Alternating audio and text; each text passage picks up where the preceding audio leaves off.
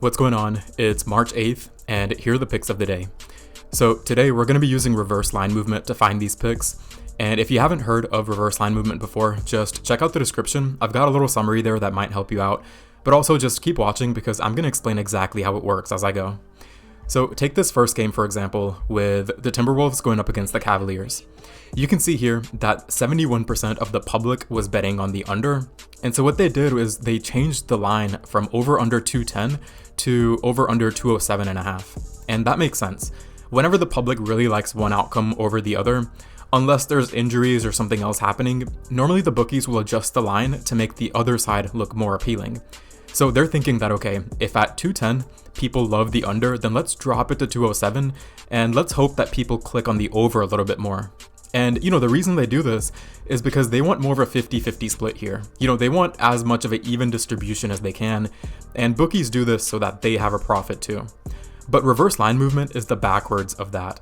So for Magic versus Knicks, for example, this line opened up at over under 211, and then a majority of the public clicked on the over. So you would think that they would adjust the line to make the under look more appealing, but no, they dropped this line to 205.5. So if people are already clicking on the over at 211, then they're going to hammer away at 205. And the reason that this reverse line movement, this backwards line movement happens is because the sharps have money on this game.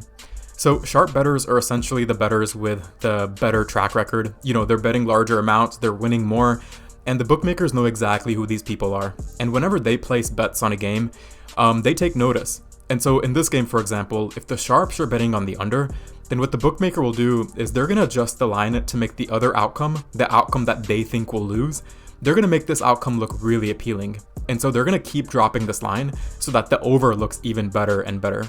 And all this means is that the sharps have money on the under. And so what I'm going to do is I'm going to go with the under on this game. So now that you know how reverse line movement works, I'm going to go through the rest of today's picks. If you haven't already, make sure you hit that subscribe button, and let's get on to pick number 2. So there was no NHL today, but we do have a good bit of college basketball. So there's actually a ton of games. I'm going to go and search for this one. Actually, it's right here. So game number 2 is Missouri State versus Indiana State.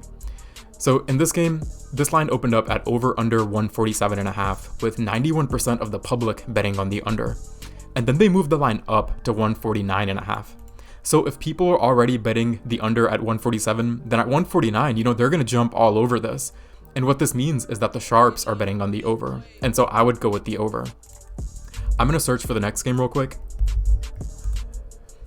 Okay, game 3 is going to be VMI versus East Tennessee State.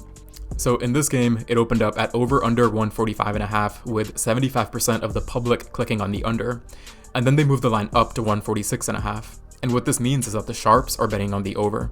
And so in this game, I would go with the over. For the next game, it's going to be Kent State versus Toledo. In this game, it opened up at over under 154.5 with 93% of the public clicking on the over.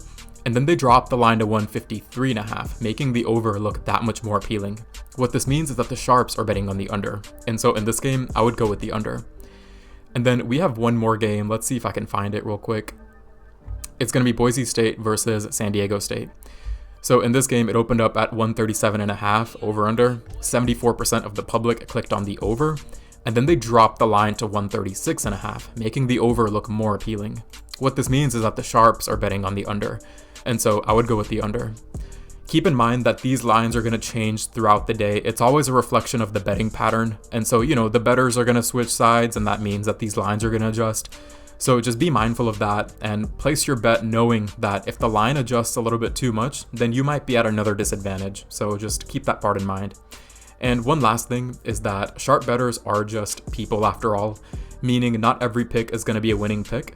So sometimes what I'll do is if this line drops a little bit too much and I'm going for the under, then I'll try to tease it to get it as close to this number or maybe like 1 point higher if I can.